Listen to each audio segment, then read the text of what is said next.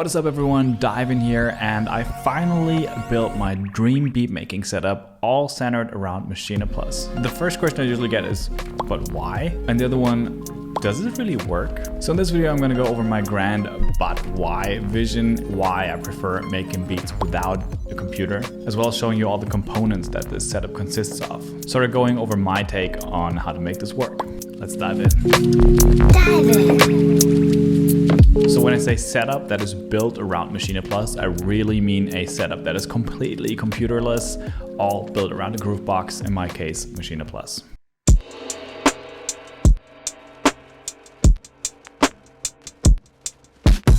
My vision was to create a corner in my studio where I can solely focus on the creative side of producing music. I want to create a space where I can build loops, jam along to a track, and really get lost in the sauce, so to say, where I can completely forget about time and space. I didn't want any screens or anything sort of overstimulating for my beat making setup, and really avoid anything that could potentially get me out of the zone. Just the bare necessities to record and build tracks in a way that I'm already used to it, which in my case is the Maschine workflow. So overall, the bare necessities to make music. I'd also love to expand on this idea in the future by getting some hardware synths, a Rhodes piano, as well as add a little drum set, or rather a kick and a hi-hat to complement my existing snare drum, so that I can at some point use all the original versions of the gear that I'm already currently using as software instruments and sampled entities to produce my beats.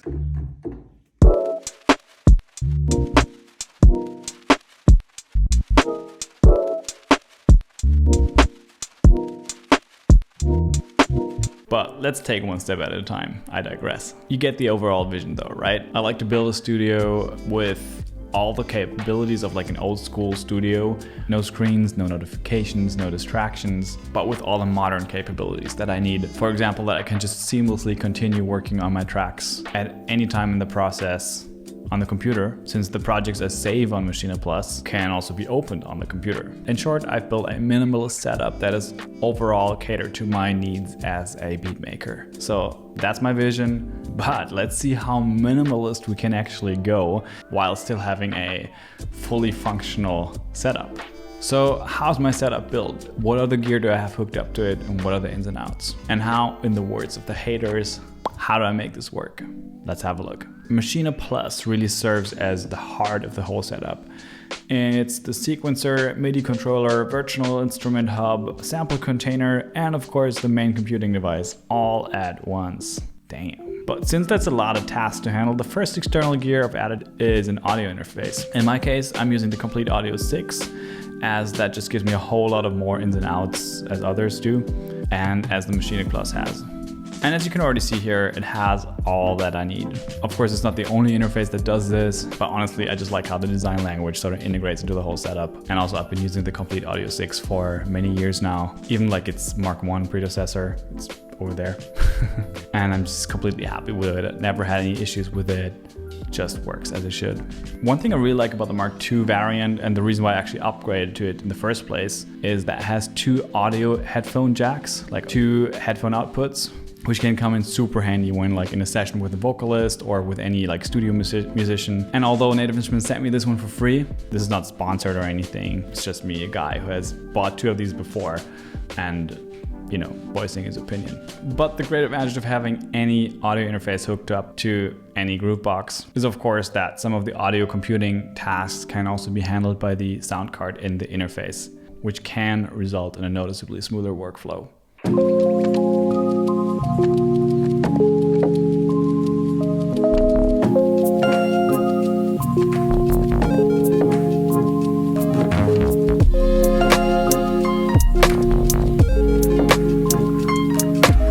Secondly, looking at the interface, I've got the Yamaha HS7 speakers hooked up to it, as well as my beloved DT770 Pros.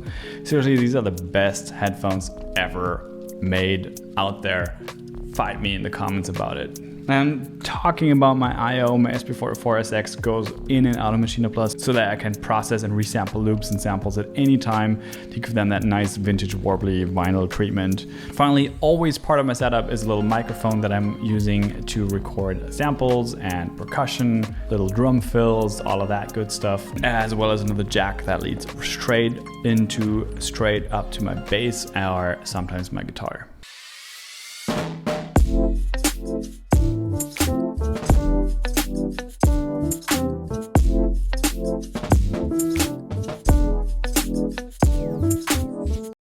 One extra advantage of having an external audio interface as a consistent part of the setup is of course that I can just unplug the whole thing with just one USB cable rather than these 8 to 10 jack cables, which of course I couldn't even fit in there in the first place. So whenever I want to grab that machine and make beats in the living room, I can just do that. And finally, the stand. I gotta look up what this is called really quick. It's a K&M stand and I'm really happy with it. I saw it in a video by Stefan Guy, so follow him, really great YouTube channel.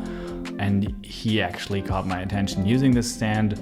One eternity later. So this is it, it's called K&M 18810 white. And then I've also got the Omega 18810 white, which is the thing that goes on top where I've got the Machine Plus and the SP-404 on. And finally, I think one of the handiest thing of all to have, you can't see that in the picture right now, but the little headphone headset holder, which is the 16090. I feel like I'm just blurting out numbers, but if you're interested, you can go back and type in those numbers. I'm really happy with the stand so far. It feels super sturdy. I'm using it standing up, like I'm doing my beats standing up, but I can also totally imagine someone doing that, like sitting down there. Either way, I'm super happy with it so far, but I'm also gonna make a video, you know, like a 1 month later video. I've been using this whole setup for a couple of weeks now, but I wanna do a recap video as well. So what else do you think is missing in this setup? Let me know down in the comments what's an absolute must-have in your opinion. But one thing's for sure, arguably as important as the Machine Plus controller itself is of course the keyboard. In my case, I've got the Komplete Kontrol S49. If you've ever played one of these, this is pretty much like the golden standard of what a MIDI controller should feel like. So if you've never played one of these, definitely go check it out, but also don't, because then you definitely gonna want to buy one of those. Just a little PSA here. Anyways, this has also been sent to me by Native Instruments. Thank you guys so much. I really appreciate the amazing care package you guys sent me. Seriously, this is huge, and thank you so much for helping me build my dream setup.